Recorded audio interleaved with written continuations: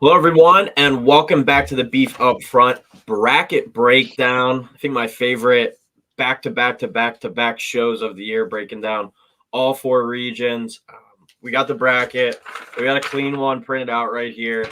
This episode is just for the East region. We'll be hitting on the West, the South, and the Midwest as well. But starting off in the East, in the top left, we got the UConn Huskies at number one. Joe, UConn fan, reigning champ. We're joined by Sean Hoy again. So big week ahead, fellas. Great. Probably best time of year. Definitely, I think my favorite 4-day stretch of the entire calendar. But welcome back to the show, fellas. And how are we?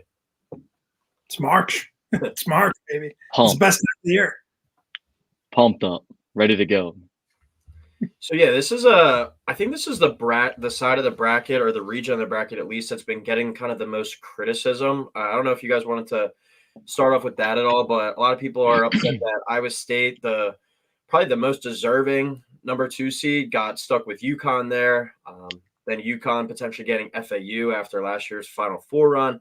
Auburn is top 5 team at KenPom. UConn might have to face them in the Sweet 16, or potentially San Diego State if they get there, who was in the Final Four last year. Illinois, who just ran through the Big Ten tournament. You got a lot of good teams in this East region. I guess start off with you, Joe. What were your overall thoughts kind of on this part of the bracket? I was shocked seeing 4 of the 6 power conference tournament champs all being in the same bracket. I mean, Quill, you kind of just said it. I was talking about Iowa State earlier, Quill. We did a show, and I mean, I thought if they got the right bracket, right break of the bracket, I could see them going all the way to the Final Four. I don't think they'll do that coming out of this region. And this region kind of deservedly, when I did my picks, kind of like my gut reaction last night, very chalky. I only have one lower seed beating a higher seed in the first round so far. Obviously, that's going to change like 50 times between now and Thursday. But as of right now, I only have one team, and it's, we'll get into it later. It's going to probably be one of the most picked, lower seed over higher seed games in the first round. But I think this is going to be a pretty chalk region heading into, the later rounds. I was real shocked with the seeding in this bracket. Did not think FAU was going to be an 8. I thought that's way too high for them. I thought everything I saw was that they were fighting for a spot. And next thing you know, they're in the 8 line. Duquesne getting an 11 is crazy to me too. I don't know how they worked their way into that. Like, that team, that A-10 championship game was so boring. It was bad. I don't know how they got that. And I really was on the side of Iowa State getting that 4th 1 seed. The way they embarrassed Houston in that Big 12 championship game, I thought for sure they would get that 4th one. And now they're screwed now playing. We have all 4 of the top 4 seeds have won their conference tournament. So you got to beat all of them pretty much. I think they got screwed pretty bad. Yeah, and we'll get into it. But I mean, if Iowa State wins that first one, either whoever wins Washington State or Drake, I think that's a tough matchup. And Joe, I know I've said to you multiple times, whoever wins that Big 12 tournament, I'm just going to fade them in the NCAA tournament, because it's going to be such a gauntlet to get through. And then that's kind of going through my bracket, a theme of a lot of teams where if they won their conference tournament, I kind of faded away from them, because it's just so hard to continuously keep winning these games. Like, some of these teams, you're even riding a winning streak going into the conference tournament. Like, it's real hard to win double-digit games in college basketball, and that's what some of these teams are going to have to do to kind of get over the top there. But yeah, this one, it should be a pretty fun bracket. A lot of high-level teams, like teams that you're going to recognize some faces, some notable brands, and then some pretty crazy Cinderella-type teams from last year with FAU and San Diego State. But we'll start at the top there in the 116 matchup. You got number 1 overall seed in the entire tournament, UConn, at 31-3. They're playing Stetson out of the A10, the A-Sun, the 16 seed there, 22-12. This is a Friday tip, 2:45 on CBS. As of this morning, UConn was a 26.5-point favorite, over under 145. We had a 16 over a 1 last year. Do we think that there's any chance that happens this season in this matchup? I'll go very quickly. No, I don't think Stetson's going to beat UConn. And that's all I'm going to say. I mean, I just don't see – if UConn loses to Stetson, I will be so – not even just stunned. Like, I'll just be so angry. Like, it'll probably ruin the weekend for, that we have going up to the house, because I'm going to be just a miserable bastard the whole weekend if they lose this game. But I think it's Friday. Thank God. But get one day anyway. Get one day to enjoy myself. But No, I do not see UConn losing Stetson. Yeah, I don't either, obviously.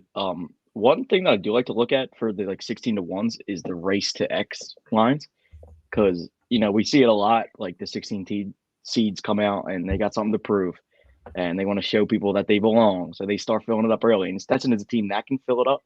So the race to 10 is at plus 390, and the race to 15 is at plus 550. I think those are pretty good bets to take. But on the other side of that, they might stop scoring at 15 for this whole game. I think UConn blows them out of the building. They're too physical. They're too good. Yeah, there's no way they drop this game. Yeah, so UConn this year has won 15 of their 31 games, not by just double digits, but by 20 or more points. I found that to be pretty insane. Wow. And Stetson, they have shown the ability to get blown out as well. They've lost 4 games this season by 20 or more points. One of those games being to Chicago State earlier in the year. But they also lost to probably the best team that they played all year. I mean, definitely the best team they played all year, Houston, 79-48. So their one chance against top level competition, they fell short. But Joe, this was a team me and you both picked to win the ASUN, and they were a pretty kind of exciting watch. They had that crazy semifinal matchup. I forget who it was over. Might have been Eastern Kentucky, but they were a fun team in the ASUN. I'm kind of rooting for them at least the first half to make it a bit of a game. But I have a few notes on UConn potentially repeating. Since 2010, only 5 teams that have won the conference tournament have gone on to win the national championship. That was Duke in 2010, UConn 2011, Louisville 2013, Villanova 2018, and Kansas in 2022. So like I said at the beginning, it's so hard to go win that conference championship. UConn even coming in with an even longer winning streak into that and then go win 6 in a row again. And then the last reigning national champion to make it to the Sweet 16 was back in 2016 when Duke did it. 2017 champ, North Carolina lost in the round of 32. 2018 champ, Villanova lost in the round of 32. 2019 champ was Virginia, but there was no tournament in 2020. 2021 champ, Baylor lost in the round of 32. And 2022 champ, Kansas lost in the round of 32. So is UConn the anomaly here? They have been the most dominant team the past 2 seasons. So we'll see about that. But I think those are some pretty kind of noteworthy things to monitor with them potentially going back to back. But I also picked UConn to lose to Iona in the opening game last year. So take my UConn knowledge for what it's worth.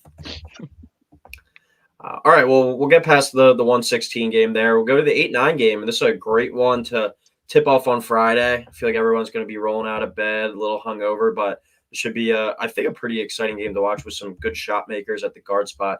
Number 8 FAU, last year's darling, going to the Final Four at 25-8 out of the American. They're going to be playing number 9 Northwestern, who's 21-11. 12:15 tip on Friday afternoon on CBS. FAU, a 2.5-point favorite here, over under 141.5. Sean, who you like to move on in this one and why? Yeah, so I think that this is a great game to start Friday morning. 2 teams that have experience, they have tournament experience, 2 teams that can light it up from 3. FAU shooting 36%, and Northwestern's 4th in the country at 39%, almost 40. Neither team can defend the 3 either. So I like this over 141.5 number a lot. Nobody can defend the 3-point line, and they both light it up. But when it comes down to it, I think this game is going to be close, and I trust Boo Buie with the ball in his hands late. That dude can go out there and win you a March Madness game. Like, he has that in him, and Northwestern is the better free throw shooting team, which I think is going to come down to it in this game. So I'll take Northwestern to move on in a little bit of a semi-upset here. Joe?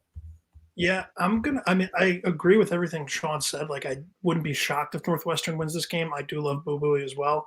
Guy with the name that, if they go and win a game or 2, he'll be an immediate March Madness hero. But I'm going with FAU here just because, and it is kind of dependent on what FAU team you get, because you've seen, at their peak, they can go out and beat Arizona on a neutral court. But their floor, they're losing to Bryant at home. They're losing to Temple in the American, was it the semifinals or the quarterfinals, Coyle?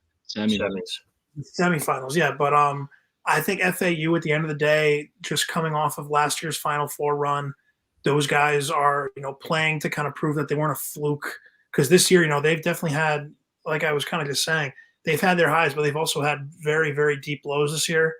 I'm going to go with FAU to win a game and set up, two Final Four teams from last season playing in Brooklyn on Sunday. Yeah, it was another thing I didn't mention at the top. 3 teams from last year's Final Four, all in this region as well, which is pretty crazy. There's like 4 or 5 games in the bracket where I truly wouldn't be surprised if it goes either way. Like there's some have pretty good conviction on, other than obviously the top teams winning. But this is one of those games that I think it's a pure coin flip game, and a prop that I'm not a prop, but a bet that I'm looking for some of these coin flip games, the overtime odds on it. This one is plus 950 to go to overtime. Maybe if have a bad day on Thursday, maybe put this out at the beginning to get some of your losses back. But I think this could be an awesome game to kind of tip off that day on Friday. I like this FAU team, obviously what they did last year. I was kind of saying it throughout the season. I think they were just on cruise control a little bit. But when they played some of these better teams, they stepped up. That Arizona game was one of the best games of this season.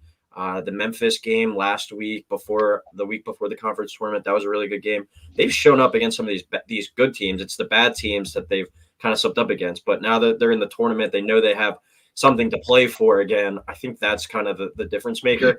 I'm a huge Boo Buie fan, though. I think he could definitely get Northwestern a win. But over their last 9 games, he's played 37 or more minutes in 8 of them. I think it might be a little bit too much on his shoulders and a little bit too worn down. They're just a little too reliant on him. When you look at FAU, they have multiple guys that could hurt you. 3 guys that average 13 or a game or more, with Davis averaging 18, Vlad Golden averaging 15, and Elijah Martin averaging 13. And FAU was 9-3 this season when John L. Davis scored 20 or more points. So I just think this FAU team has a little bit too much depth, but I do think it's going to be a pretty awesome game. And I'm probably going to take the over in this one. I think we're going to see a lot of shots made from the perimeter going back and forth, but real fun game here to tip off Friday. All right, we go to the 5-12 matchup now with number 5 San Diego State, another Final Four team from last year. They're sitting there at 24-10 versus number 12 UAB, 23-11. They got the auto bid there out of the American. Friday at 1:45 on TNT. San Diego State, 6.5-point favorite here, over under 137. Joe, do you think San Diego State can get another win here and then potentially set up another chance to go to the Sweet 16 again? Yeah, I do. I don't like this UAB team. I think San Diego State's a pretty good team. UAB, obviously, they weren't getting in without the automatic bid. I think them getting a 12 seed is pretty high. I'm surprised, you had a team like Samford sitting there at 13. I think you could have easily put them as a 12 and put UAB down at 13. San Diego State, I think, is just going to suffocate UAB. I'm going to go with San Diego State to cover the 6.5 as well. I'm going to take the under in this game. I could see this being like a 70-55 type game, which I believe my math is right. Yeah, that would still be the under. I think UAB is going to be frustrated early and often. They're going to, be a lot of late in the shot clock possessions for UAB. Feel like they're going to have to force up a lot of bad shots. I'm going to go with the Aztecs here. Sean? Yeah, I agree with that 100%. I think that over-under of 137 is really high for this game. I don't see them getting anywhere near that. San Diego State is going to suffocate the life out of UAB. UAB really has no business being in this tournament at all. And every year everyone talks about the 12-5 upsets, and last year we didn't get any. So I think people are going to kind of start thinking that, are we due for something this year? But I do not see it happening here at all. I think the Aztecs roll. They're experienced. They're simply better. Their defense is elite. They will shut UAB down, and I think they roll by 7 easily. Yeah, this is definitely my favorite 5 to beat the 12, like the one that I feel the most confident in taking. UAB, as we said, that was kind of a miracle run for them. And then you get to the final and you have to beat a Temple team that's playing their 5th game in 5 days and won 13 or 14 games the entire season. Like, they didn't really have to go through murderer's row to get here. And Jelly Walker isn't walking back through that door that we saw in that before. So, like I said, probably my favorite 5 over 12. UAB was not a tournament team unless they won that automatic qualifier. And San Diego State, same thing with Florida Atlantic. They've been there, done that. All they know that they had to do was get to the tournament, and they can make some damage. I actually got this at -7 earlier. I was worried that it was going to keep going up instead of go back to the 6.5, so I just took it at -7. But San Diego State, 38th in the country in points allowed per game. They're only allowing 66.6 points per game, and they were 17-2 this season when allowing 67 or less. So, as you guys have said, the suffocating defense or a physical team. I just don't think UAB is going to be ready. And one of my themes of my bracket, at least, was fading these teams that had to win multiple games in multiple days just to get that automatic qualifier bid. I think their magic might have kind of run out after this weekend, and then taking this like little bit of a 3 or 4 day break is going to be a kind of a thorn in their side. So yeah, give me San Diego State there to move on as well. All right, number 4, Auburn, 27-7, SEC tournament champ. They're versus number 13, Yale. Joe, your Bulldogs there, 22-9. Having the Ivy League Friday tip on 4:15 on TNT. Auburn's a 13-point favorite here, over under 139. I'll start this one off. I'm going Auburn. Looking at throughout their schedule today, I know watching them throughout the year, I was like, wow, they can like really get after teams and blow these games open. But I was surprised to see to this extent. 26 of their 27 wins this year were by double digits. That's pretty insane. And then they were only 1-5 in games decided by single digits. So this is a spot where I'm going to take Auburn to win. I just really like their athleticism, and I think that kind of overpowers Yale at the end of the day, and they're able to make them turn the ball over a little bit with their pressure defense. But if you think that Yale's going to be able to keep this close, they're plus 575 on the money line. I think that's definitely worth a look or a sprinkle instead of taking the spread. I mean, if you want to take the points, do that. But 575 on the money line for a team you're playing a team that's 1-5 in games decided by single digits. If Auburn gets kind of tight down the stretch and they're not making shots, Yale definitely has a chance to win this game. But I'm going to go with Auburn to win it. But I'm starting to get a little bit more worried that Yale kind of keeps it close. Yeah, I agree with Yale keeping it close. Yeah, sorry, Joe. No, you're fine, Sean. Go. But like the Ivy League consistently puts teams in the tournament that can compete. Of the last 11 teams to make the tournament, 5 won their first round game, 2 made the Sweet 16, and 3 lost by 5 points or less. They put good teams in the tournament. Yale has a roster that's full of veterans that I think can stay patient against this Auburn defense. I think they'll take care of the ball. I think they'll get to the line, put Broom and company in foul trouble.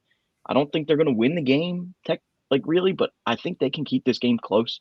I don't trust Auburn very much. Their guard play hasn't been great recently. Broom is awesome, but I don't really trust those guards late in games. I think, I like that sprinkle on the money line a lot. Like, I think it's one of them where Yale either comes out on top or, they get blown out of the building. But I wouldn't sleep on this Yale team at all. Like, the Ivy League consistently puts good products into this tournament, and I think it's going to continue this year. Yeah, I mean, you guys both said it best. I'm going to go with Auburn, but I would love Yale plus 13. The moment I get out of the state of Connecticut, I'm definitely going to hammer the Bulldogs to cover that spread. But by the way, because that's all I got in this game, side note, why in Connecticut can I bet UConn or Yale to win the national title, but I can't bet on their individual games? Makes no sense to me. That's all. Weird. It's weird too, because in Jersey, like all the time that you go to do like a future, if you went to take like Seton Hall to win it, you can't, and like it says like predicted champion like without NJ colleges. Yeah. Mm-hmm. Yeah. Which is like doesn't make sense for the Connecticut thing. Yeah. I don't want to get us off track. That's just all I got. I think you guys said it, hit the nail on the head with this game. Yeah, like I'm just blown away by that Auburn winning 26-27 by double digits. And I feel like a lot of people are going to look at that 13-point number and be like, oh, Yale definitely could keep within that. But that stat is mind-boggling. I probably will double down and do – I know it doesn't make much sense, but just take Auburn minus 13 and then do a sprinkle on the Yale money line, like maybe 2 units on the spread, 1 unit on the money line, because plus 575 there is pretty wild for a team that's 1-5 in single-digit games. One of the more puzzling games kind of this bracket. All right, this is the one I'm probably looking forward to the least. A bit of a snoozer here. 2 not really big brands, definitely probably the 2 least identifiable brands maybe in this kind of one. I mean, at least you can. I mean, Morehead State, we've seen them in the tourney before. South Dakota State, they've been there a bunch. But then you get Duquesne in there. It's pretty wild. But number 6, BYU, first year in the Big 12. They go 23-10. They'll be playing number 11, Duquesne, automatic qualifier there out of the Atlantic 10 with a 24-11 record. Thursday, 12:40 tip on True TV, baby. The only 2 days I turn on True TV the entire year. But BYU minus 8.5, over under 142. Sean, do you think BYU takes care of business here? I do, yeah. Again, I said earlier, I was really shocked to see Duquesne on this 11 line. They have one win against a top 60 team in KenPom, and it was Thursday night against Dayton. They have a really bad matchup here with BYU. Duquesne likes to slow it down. They like to play slow offense, and they like to make you shoot jumpers on the defensive end. Who likes to shoot jumpers more than anyone in college basketball? It's BYU. They take more than half of their field goals are from behind the arc. That plays right into their hands with the way Duquesne plays defense. They want you to take jumpers. I think we're going to blink, and this game could be out of hand very fast. Yeah, I think BYU rolls pretty easily against a very subpar Duquesne team. Yeah, Hoy, I agree with you. I feel like this will be the game. We'll be sitting there at like 7:30 on Thursday night being like, oh shit, like I didn't even know this game happened. Like it'll be the game on like the side TV. And like you said, I think it'll be BYU blowout relatively quickly. Shout out to Duquesne. Great, for them. First time since 77 making the tournament. But I audibly said, what the fuck, when I saw Duquesne come across as an 11 seed. Crazy. I did not think they'd be that high. I saw on Twitter, and I kind of agree with it. I think it was like the committee had VCU as an 11, but they were just too lazy and didn't want to redo the whole bracket. So they're kind of just like, fuck it. Like, we'll put Duquesne there. No one will really notice. But meanwhile, I think that's I think is the craziest seed of the entire bracket. Yeah. I know, 100%. we're not trying to go deep diving into every seed line, but I think Duquesne being an 11 is wild. Like the worst 11 seed I can remember. Mm-hmm. So now they're probably winning. I'm going to go with BYU. Yeah, and they started the year, I believe it was 0-5 in the Atlantic 10 too. Sorry if anyone said that, but that was a pretty crazy turnaround for them to be able to do that. I was rooting hard for St. Joe's because not just because they're local, but they have some talented guys and shot makers. They went to Kentucky and took them to overtime earlier in the year. That would have been pretty cool if they were able to make it. But I love BYU in this spot as well. It's a spot where I'll probably take it. I think this line will probably get up to 10 by tip-off, and I am going to take it. BYU was actually supposed to be a 5 seed, but they had to be a 6 to avoid playing on Sundays because of the Mormon rules or something. So they got gifted though with the worst 11 seed in Duquesne. Kind of a compromise there. But another spot where I'm just fading the Cinderella run automatic qualifier team. BYU, they take the second most threes per game in the country, shooting 32.2 per game. But Duquesne has a nice 3-point defense, only allowing their opponents to shoot 31.7% from three. That's a 67th best percentage in the country there. And BYU this year in the non-conference was 12-0 when they hit 10 or more threes in a game. They were 18-3 when they hit 10 or more threes. So a team that lives and dies with the three. When I was looking kind of through their 3-point shooting stats, every game pretty much that they had under 10 was either a loss or a narrow win. But if you let them hit their shots from deep, like I said, 18-3 overall and 12-0 in the non-con, when you're playing teams that aren't really used to you in your conference, that's something that was kind of sticking out to me as well. I think another nice bet in this one, I don't know the exact number, but BYU's team total, I might look at that because if they get hot, they can go out there and put up 90 in this one. Mm-hmm. All right, we go down to the 3-14 matchup now.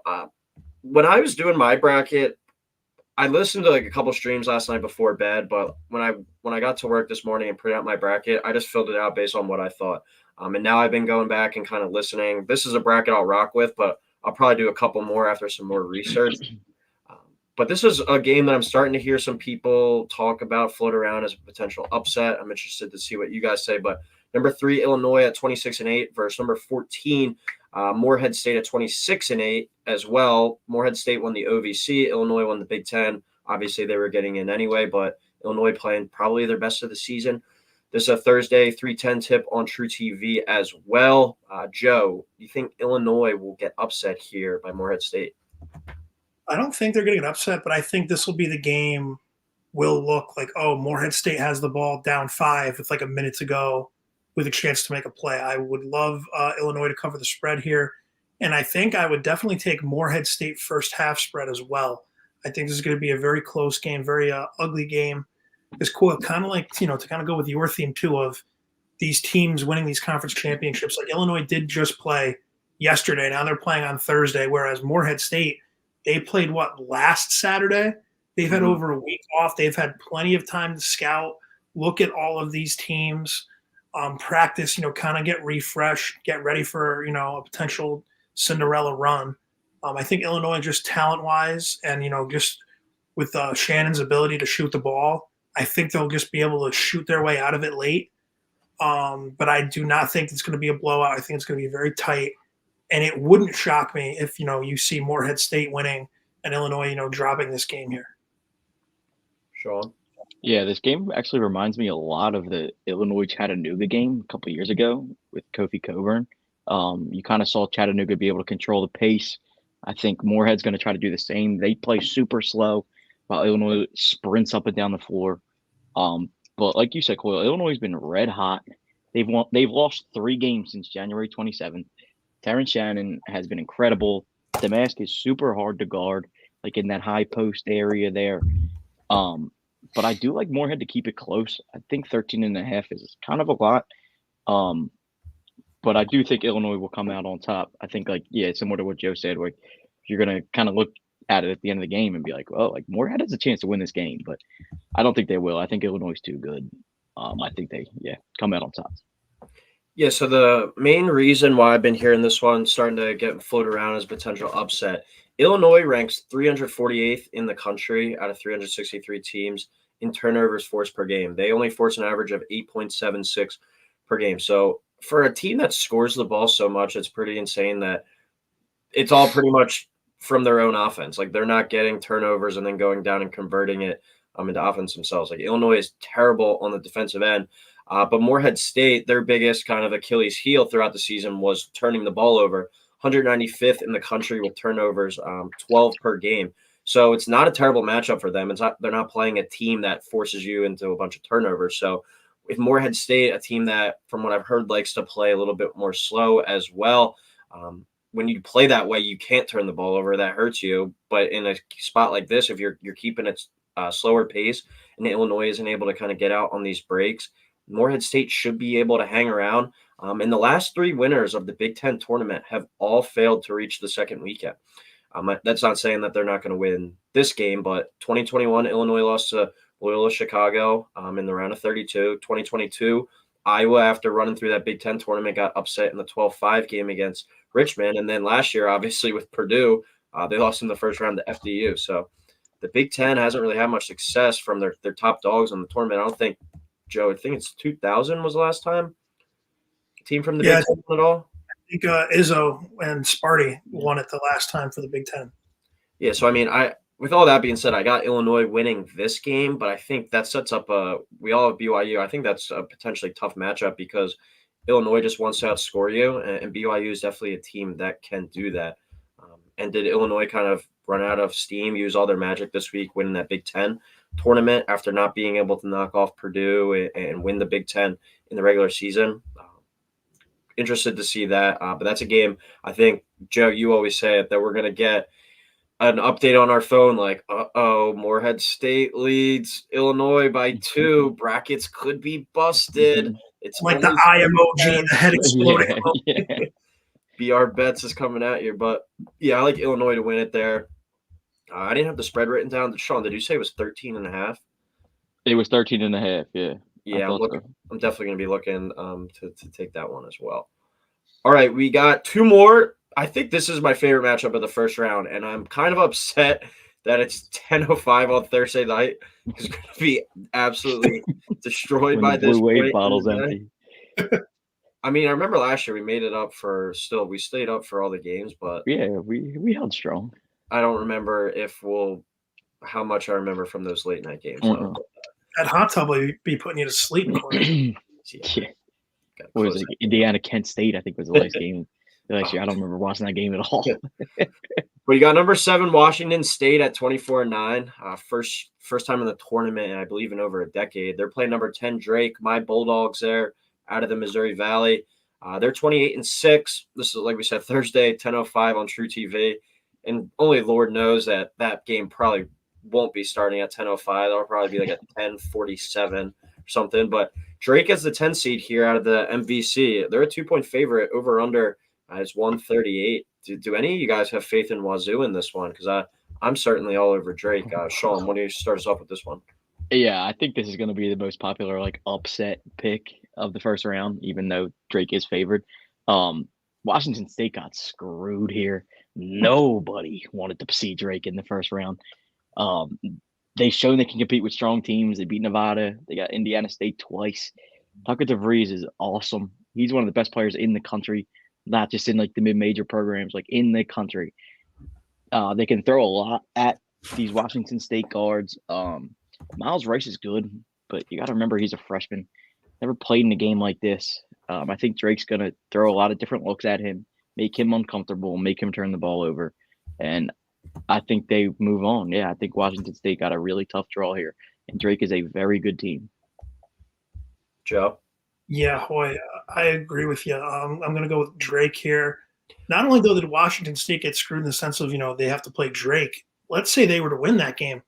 You still might have to go through Iowa State and Illinois, and then, potentially even get UConn to go to the Final Four. Like a very brutal draw for the Cougars. I do have my Washington State shirt. I will be wearing that on Thursday. But I'm all over Drake. I love, this team. And this is a team where, for some reason, just based off where they're seated, I almost wonder if they had lost, would they have still been able to sneak in potentially, being right there on the 10 line? This is another team that I'm kind of thinking it's going to benefit them playing their championship over a week ago. They had all of this rest, whereas, Washington State, I know they got bounced in the semifinals to Colorado, but still, they're playing that game late on Friday. You got to kind of turn around. Coyle, where's this game being played again? I don't have that one on the bracket I have. It doesn't have the locations. Okay, it's no big deal. I was just I going want to say it was Omaha though, but I'm not. Don't hold me to that. If this game is in Omaha, Drake is in Iowa. That'll be probably a pro Drake crowd. You're basically playing a road game as Washington State. I'm going to go with Drake here, like I said, and like Sean said, it's a popular pick. It is in Omaha. Yeah, I think that helps Drake even more because I think you're going to have a very strong Bulldog contingent for the late night game there too. Their fans are probably going to be getting rowdy as well, drinking all day, getting ready for this game. So give me the Bulldogs here going on to the round of 32. I have the Bulldogs winning this one, and not just winning this one, but I have them knocking off. We'll get into the next matchup, but Iowa State in the next round as well. I'm taking Drake to go to the Sweet 16. I should have had this pulled up already. I'll pull it up when we get into the Iowa State game, but I think I'm going to take a bet on them. It's definitely going to be a pretty good plus money to make the Sweet 16 there, but I looked it up last year because this is a game I remember. It was a terrible beat. Miami was only a 2.5-point favorite against Drake last year. Miami winds up winning the game 63-56. Where is it? They led 55-49 with 3:50 left at the under 4 media timeout.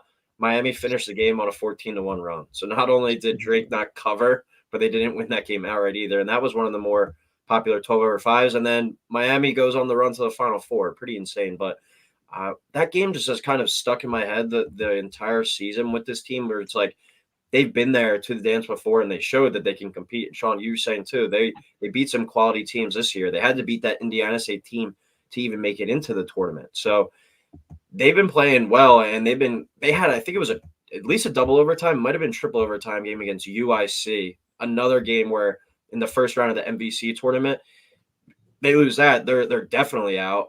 But now it's kind of is that the start to the championship DVD or whatever you call it, like the Cinderella kind of run that they could go on. I've been beating the Drake drum for the past few weeks. As you said, Sean, DeVries is awesome. He's going to be the best player on the court in this one. And Drake won 10 of 11 to end the season, 17-2 when DeVries scores 20 or more. And he was sixth in the country this year, averaging 21.8 points per game and had 13 games of 25 or more points. He could be the guy that kind of takes America by storm this week. So next year, I think he made one shot in that Miami game. Really? I'm almost positive he went 1 for 11 from the field, and they still almost pulled out a win. So it shows you how 1 of important he is. 13 and 1 of 11 from 3. Yeah, like that, and they still almost won that game, and Miami ends up in the Final Four. Like, you And still Miami didn't reach play that thing. defense Like, against anyone last year, which was no, the insane thing. Like I bet you if you look at all their other games, they were scoring in the 70s and 80s. So Drake can, I mean, they can defend too. I know it's not the same personnel from last year, but there's guys there that have been there and done that. But yeah, so we got one more game now. Nick McClay's Cyclones, number 2, Iowa State there at 27-7. Versus number 15, South Dakota State out of the Summit, 22-12. This is a Thursday game, 7:35. So McClay might not have a voice by this one. True TV. Iowa State, 16.5-point favorite here. I think that's a big number. Over under is sitting there at 134. Any chance my Jackrabbits knock off the Cyclones in this one, Sean? I don't think so. I thought, like I said earlier, I thought Iowa State deserved that last 1 seed after going out and embarrassing big bad Houston that everyone wouldn't shut up about how good they were, and Iowa State ran them out of the building. I thought that would have held a little bit more weight for them, but it didn't, and they get it. South Dakota State team that has been. I feel like we see their name in the tournament almost every year now. But I just think Iowa State's too good. They're too good on the defensive end. Their offense is brutal, but I don't think that's really going to hurt them in the first round. Taman Lipsey has been awesome. Momchilovich, freshman, he can fill it up when he wants to. I think they'll be too much for San Diego State, but they kind of scare me going deeper into this tournament just because of how bad their offense is. Like, you need to score points to win games. No matter how much you can defend, if you can't put the ball in the basket, you're not going to win. And they scare me with that. So I will take them here, though. But in the future, they make me a little nervous. Joe? Yeah, I'm going Iowa State here. I think this is, the year it kind of gets back to normal a little bit. I think we've had 3 straight tournaments with a 15 beating a 2. I think this year it stops. We had Princeton last year, St. Peter's, and then Oral Roberts, I believe, were the last 3 15 over 2s. And I think all 3 made it to the Sweet 16. And then obviously, St. Peter's to the Elite 8. But I don't think we get one of those this year. I think this is going to be another suffocation type game. I think Iowa State is going to close out the Jackrabbits, move on to the next round. Like I said, I think if they got the right draw, Iowa State could have been a Final Four team. I don't think it'll happen in this region. We'll get to that in a minute. Yeah, I'm going to take Iowa State to win in this one, but definitely a game that I'm not jumping at to bet them minus 16.5. I don't know what I'm going to do for this one. We'll probably let Thursday and some drinks decide the bet for this game. But Iowa State, as we know, Joe, you said a suffocation. I think that's kind of the best way to describe them. 4th best scoring defense in the country, only allowing 61.3 points per game.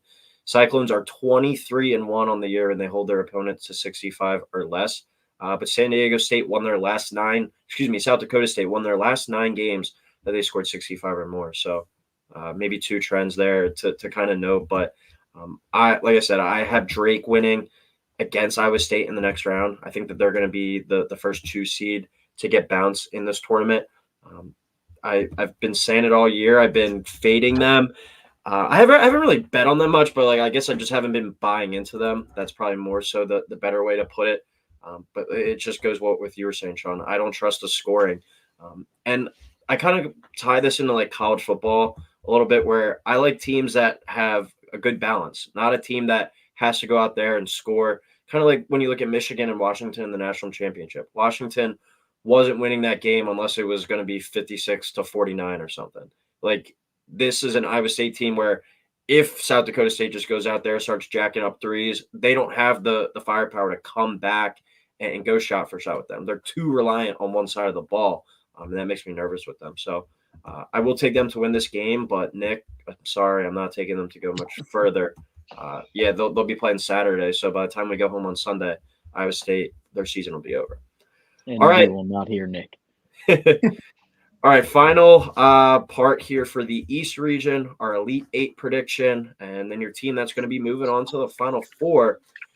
Joe, UConn, do they go and do they break the trend? I do. I don't think it's going to be pretty. I think they'll dominate Stetson. then I could see myself, on Sunday just freaking out, coming back home, yelling at my TV here. I think it's going to be a very ugly, very tight run back to the Final Four. But I do think they'll get it done. I think they're going to beat Illinois in the Elite Eight, even though I'm realizing now as I look at my bracket, I have every region being a 1-3 final, and I have the Final Four being a 1-3 and then a 1-3. So that's definitely got to change by the Threes time. are strong this year. The threes are strong. The threes are pretty good this They're year. very strong this year. But I'm going to go with UConn over Illinois. Yes, there's some bias in that. It wouldn't shock me to see them lose in the Sweet 16. Actually, it's a lie. It would shock me. But I could also, with the rest of my bad teams bringing me down, I can't have too much of a good thing with one team. So UConn is bound to crash eventually. So if this is the year, that sucks. But I think they're going to go to the Final Four. Do you think it's worth it, Joe? They're plus 105 to make it to the Final Four. Like, do you think that's even worth putting in? I mean, if it wins, like it won't be something, like I'm not Well, going to. I'm saying, like, you need to win, 4 games just for that? That's just, 4 straight? Like, is it, I feel like I would rather just take them, against the spread one game or something instead of, banking on just for a plus 100 future, unless you're that confident in it. But, I mean, they've been the best team in college basketball this year. They're plus 105 for a reason.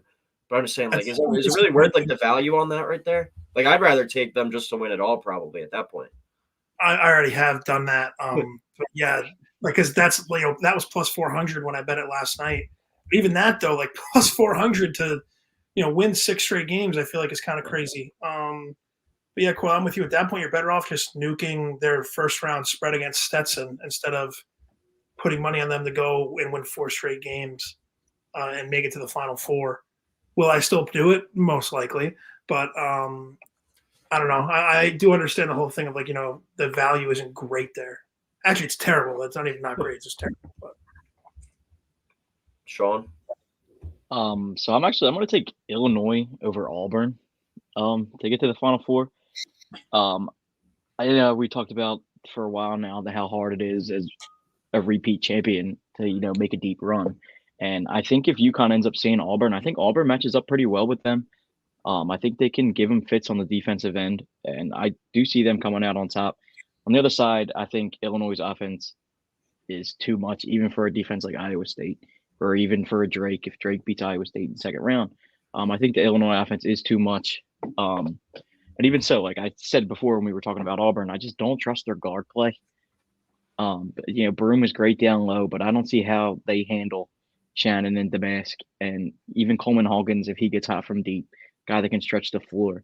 I like this Illinois team a lot, so I'm going to take them at plus 750. I also think it's worth a look at San Diego State at plus 2,500. I was kind of surprised to see that number that big. That's a team that's shown that they can make runs. They did it 12 months ago. They can go out there and win games. But for further true value, I'll take Illinois at plus 750. Yeah, I think plus 750 there too is nice because I like their bottom half of the bracket as well better than the top half. If I'm UConn, I'm more scared of FAU, San Diego State, or Auburn than if I'm Illinois being scared of Drake, Washington State, Iowa State, or BYU. I think their path is a little bit easier. I think it's also kind of crazy. UConn there at plus 105, and then Auburn, who's the 4 seed, who would have to play UConn to even get to the Elite Eight. They're second at plus 380. They're above Iowa State, who's plus 400. So I think that one's a bit of a head scratcher in there as well. Because if you're going to make UConn that high, and then a team that they would play in the Sweet 16 at plus 380 with the second best odds, I think that's a little bit wild. But I am going to go with this Auburn team to make the Final Four. I go a little bit off the wall. They've been just a really good team all year. I think the main thing with them is non-conference, they didn't really beat that many teams. But that stat that I said earlier, I can't get that out of my head. Winning 26 of 27 games by double digits. And they're playing in the SEC too. It's not like they were McNeese State playing in the Southland. That's in the SEC. I know they had their share of losses in the SEC, but that's pretty insane. And they, I think, are the second closest team to UConn in terms of having that avalanche effect to them where they can just blow a game open. in the blink of an eye. It could be 10-10 and it could be 25-10 at the next media timeout. They can just get out and transition, cause turnovers, and they're a real energetic team as well. They're ranked 4th at KenPom, and they're the 4th seed in this region. Like, I like my chances with them because athletically they can match up with UConn. I think they were very much underseeded. I think they could be a 3 seed. And since the calendar turned to March, since March 1st, they're the 2nd best team in the country behind UConn, according to Torvik, with a perfect 6-0 record and an SEC title. So playing their best ball at the right time. So I thought you guys definitely both would have UConn. I feel like I think I saw today 26.7% of teams have or people have UConn winning it all. So all right, but just quick rapid fire here on this one. Give me your, I guess, hot take on this bracket. Maybe a team to make it to Sweet 16, Elite 8, or something like that, and I'll give you some odds and see if you think it's worth it. I just know Purdue's going to be in the Final Four. And No. Your region. Oh, here, it's San Diego State. San Diego State there at 25 run, I think is at 25. I think that is. I wouldn't be super shocked if that happened. I think that's really good value there on an Aztec team that is very solid, good defense. They can score. I think that would be if I was to take one long shot play, it would be them at 25-1. Joe? Yeah, I mean, I would have to agree with Sean. That's kind of the lower. The only team I have lower than 4 making it to the Sweet 16. I have San Diego State upsetting Auburn in my bracket, actually. But if I'm going to pick another team not named San Diego State, I'll say FAU, knocking off UConn, pulling off that upset coil. You said the stat about the defending national champion, what was it, 2016 Duke was the last time a defending champ made it to the second weekend. I mean, if you think, if that trend's going to continue, I think FAU is going to win the game. If you think Northwestern's going to win the game, pick one of those two to go on a little bit of a run. Because if you knock off UConn, you're going up to Boston, all eyes are on you. So I would say FAU if, I can't pick San Diego State. Yeah, Florida Atlantic to make the Sweet 16. You have the Sweet just make it into the Sweet 16? I would say Sweet 16. Let's do Final Four too. Why not? Let's look at the odds. To the Final Four, so to win the region. So make it to the Sweet 16, that's still 11-1. That one I think might be worth a look as well. They'll probably still be like a 9.5 point underdog in that game against UConn, most likely. They're 40-1 to make the Final Four. Too bad FAU will probably play Stetson in the round of 32, just like last year. My, I guess, bet, not as crazy as either of you guys, but Drake to make the Sweet 16 at plus 650. I think I'm going to take that one. I like them to beat Washington State, and I like them to beat Iowa State, and I wouldn't be surprised if they beat BYU, maybe even make it to the Elite 8. So Wazoo will definitely roll by 20 in this first game. Oh, yeah, 100%. All right. But that is the East region. I guess any last second comments, boys, before we head out? We got 3 more of these to get into before the night's over. Lock in. Ready to go. All right. Can't wait. Get nervous. Next stream coming up, we'll be hitting the West region. Thank you, Sean, for your time, and we'll talk in about 5 or so minutes while we get the West cooking. Thanks for having me, boys.